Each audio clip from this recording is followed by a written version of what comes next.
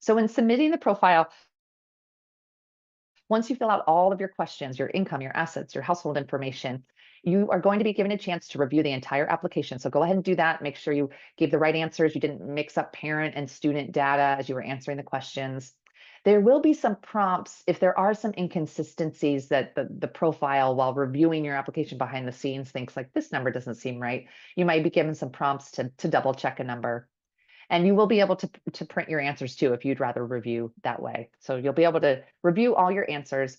You're going to check a box to say, yep, I'm going to certify this is accurate.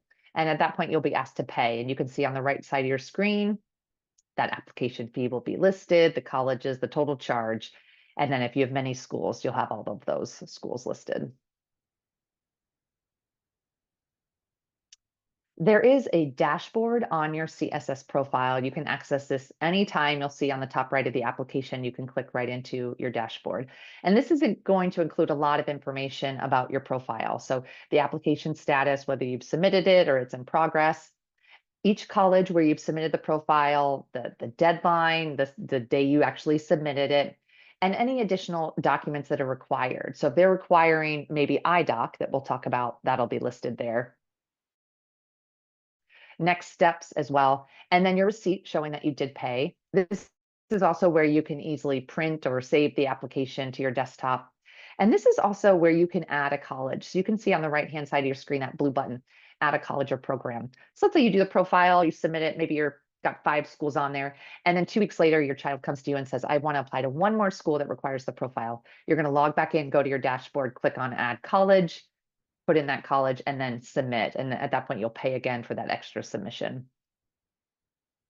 This is where there'll also be a link to IDoc, that service where you can basically enter in all the documents required by colleges.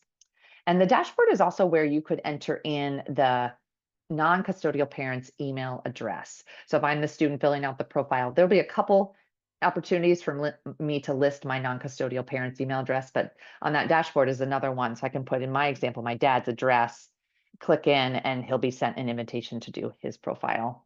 That's also where that ID number I mentioned, the CB FinAid ID, that's also listed on the dashboard. Now, this is new in the last few years. Now, families can do one correction to the profile. So let's say you fill out your profile, you submit it, and then you realize you made a big error. You put the wrong amount of assets, or you messed up something with the income. You can submit your correction one time for application. You're going to log back into that dashboard, and you'll indicate that you want to do a correction.